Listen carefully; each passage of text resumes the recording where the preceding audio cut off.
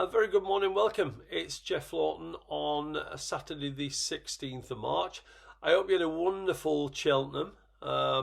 It did definitely look easy pickings with a lot of short price ones going in. We managed to find quite a few winners on the private service. Things like Slade Steel at 6-1 and Gaelic Warrior and Tiapu amongst others. So hope you had a successful Cheltenham.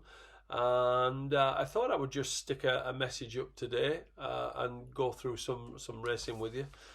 Just remember that going back to Cheltenham, it's not how many bets you have. I always think that finding winners is easy enough, but it's the losers that you put with them that will dilute what you've done. So it sounds stupid, but I think backing less losers is more important almost than backing winners, because you back a 2-1 winner and then 3 losers, you've actually lost money. So I think you've got to limit your bets, and I think you've got to find the value. I also think you've got to identify the races that you want to do. And I always say this, they're on a Saturday. Saturdays look difficult, and they're always geared up for bookmakers, not for punters. So just tread carefully. But I've got quite a few races that I want to look through for you today. I've left my email just below, jefflaughtonmanagement@gmail.com. If you do want to get involved with the private service and get all the bets at 8:30 in the morning, then just drop me a line and I'll be able to answer that. Also, subscribe. If you press the subscribe button, when I do post a message, it will notify you, and you can just turn up and watch it. So we'll start at Kempton today. I want to look in the 135 Issa Dairy. Now, he was just okay as a hurdler, but he's proved a bit of a revelation on his 2 starts over fences.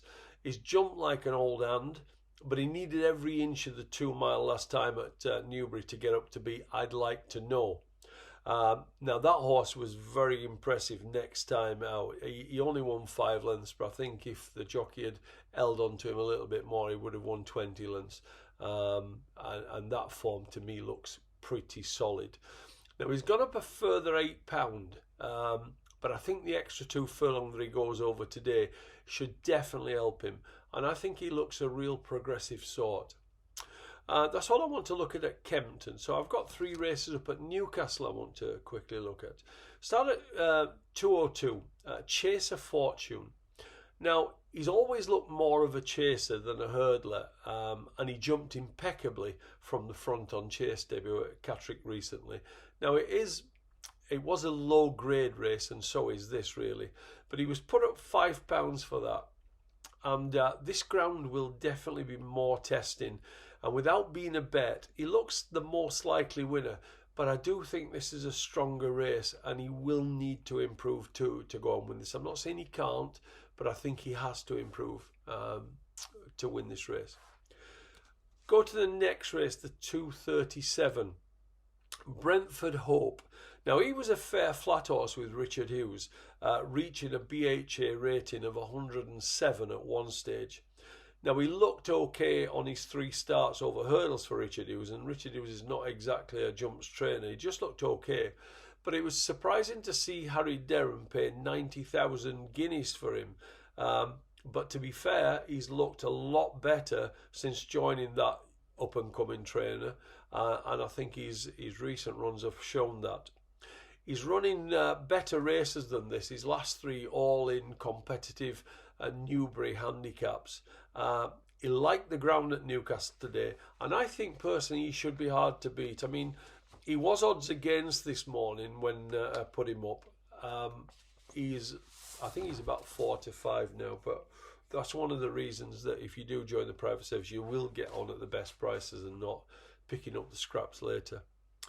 In the 312, look at Cruise Control. Now, he seems to run this track particularly well. He won over 2 mile 4 here back in November, and then had a couple of runs in between, but then they upped him to 4 miles 2 furlongs for the Ida handicap back at Newcastle, where he was surprisingly well backed at 5-1, and that was despite the hiking weights. Now, he sat in rear and was ridden quite cold that day, but he travelled well into the later part of the race. but he didn't, to be fair, quite see it out. I think this 3 miles should prove ideal for him, and this isn't a strong race, and he could easily be the winner of that one. I want to touch on one race at Uttoxeter. In the last race, the bumper, the 4:45, look at Captain Bellamy. Now, he won his only Irish point-to-point very, very impressively. And you know how strong I view that sort of race over in Ireland. So many of our top chasers have come from that Irish point-to-point field. And as I say, he was very impressive. Now, Paul Nicholls bought him. And he went off 5-4 favourite on British debut. That was in a fairly decent bumper at Chepstow. The 4th and 5th came out of that race next time and both won, so it shows there's a little bit of strength to it. Now, he won well that day, and I thought he looked set for a smart future. They then ran him in the strong-looking listed race at Ascot, where he went off a well-back 5-2 favourite. He travelled well into the home straight before he weakened quickly, and he was then eased. Now, Paul Nicholls came out after that and said he didn't enjoy going right-handed, and the ground was too quick for him. I think he was officially good to soft good that day. He said it was too quick for him, and he wants soft ground.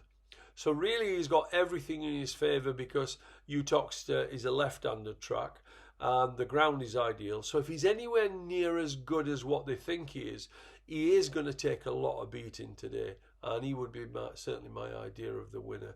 So as I say, if you want to get on the early, if you want to know what my bets are for the day, drop me a line, jefflaughtonmanagement@gmail.com. Otherwise, just simply subscribe to the line, and then you'll get to know when I'm posting a message. Thanks very much for calling.